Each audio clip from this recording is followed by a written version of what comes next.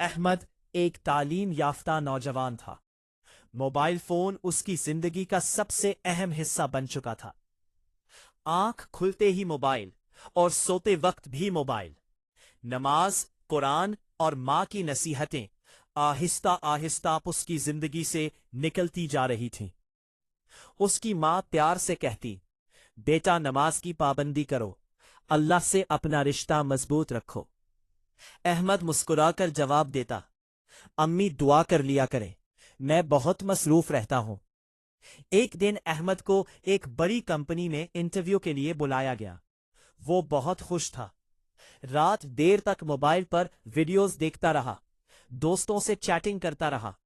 فجر کی نماز قضا ہو گئی۔ صبح جلدی میں گھر سے نکلا۔ ماں نے آواز دی، بیٹا جانے سے پہلے 2 رکعت نماز پڑھ لو۔ احمد نے بے پرواہی سے کہا، امی آج بہت اہم دن ہے، دیر ہو رہی ہے۔ راستے میں اچانک اس کا موبائل ہاتھ سے گر گیا۔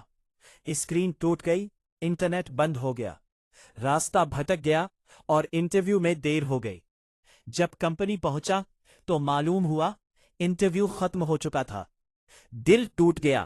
قریب کی مسجد میں جا بیٹھا۔